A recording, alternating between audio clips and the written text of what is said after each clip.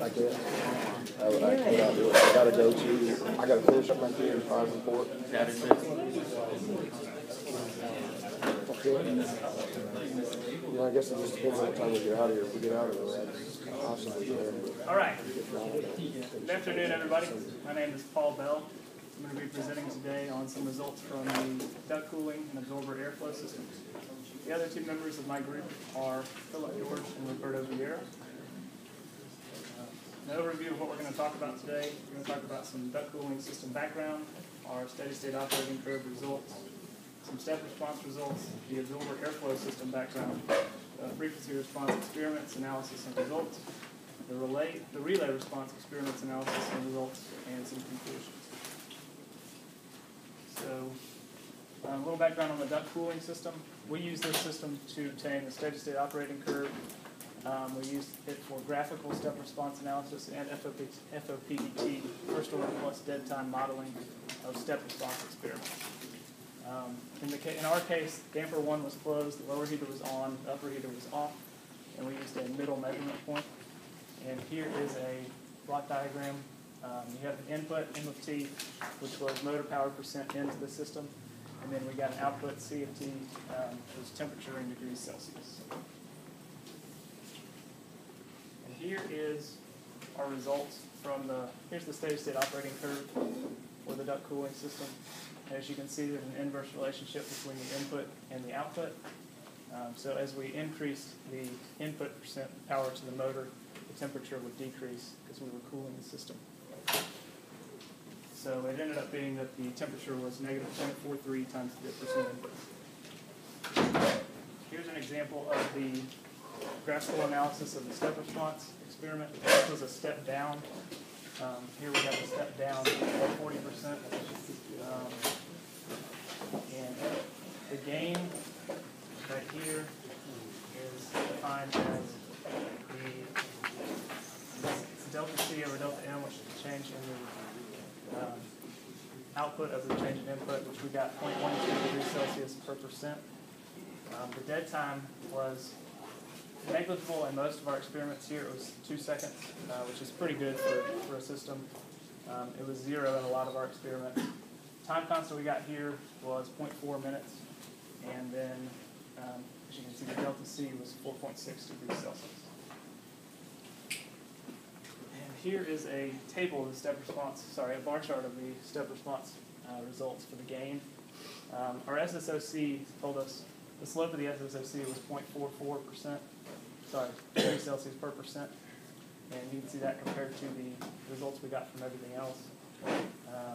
You can see that the gain increased as the input increased. And then here are the step response results for the dead time.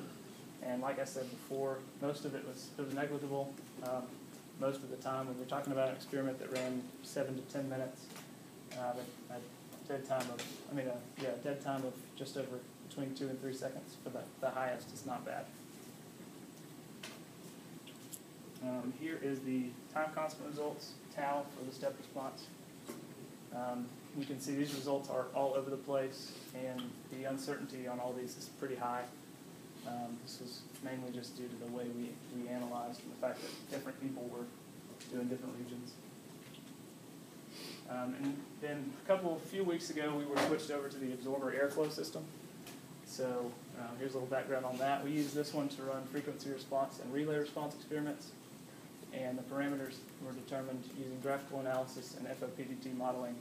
And FOPDT modeling was done using Bodie plots. Here's a little block diagram. We had the input M of T, which again was motor power percent in this case. The output this time, C of T, was in airflow, liters per minute.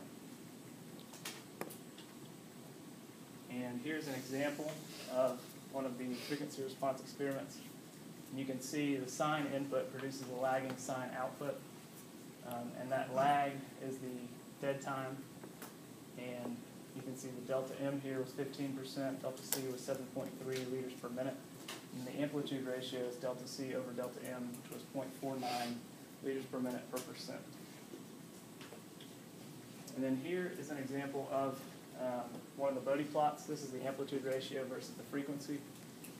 We have the frequency on the x-axis, the amplitude ratio in liters per minute per percent on the y-axis. And then here is a plot of the frequency versus phase angle.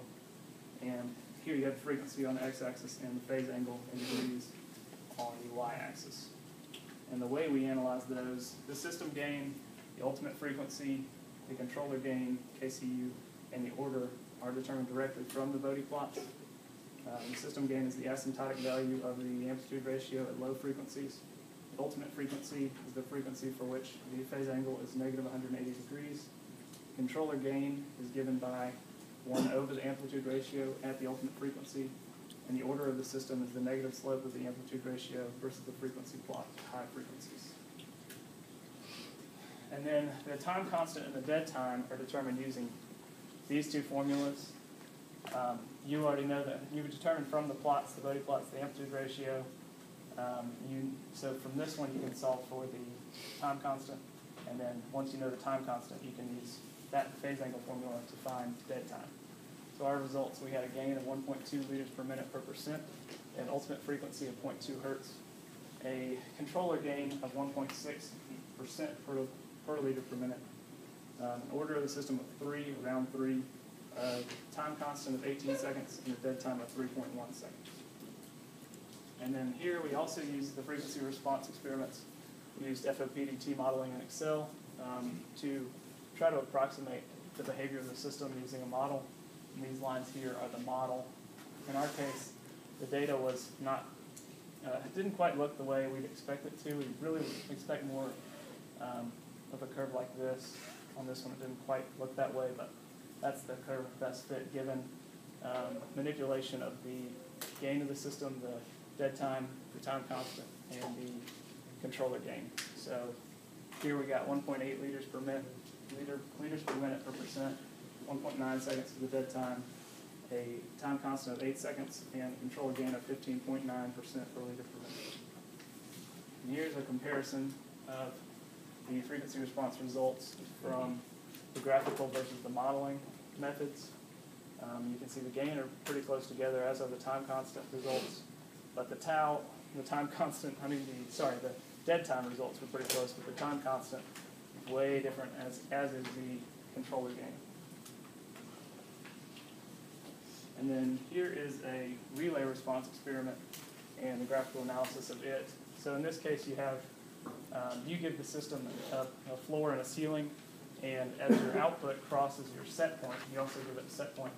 As your output crosses the set point, the system jumps from the floor to the ceiling in terms of the input, which results in a more or less a sine, something that approximates the sine wave for the output.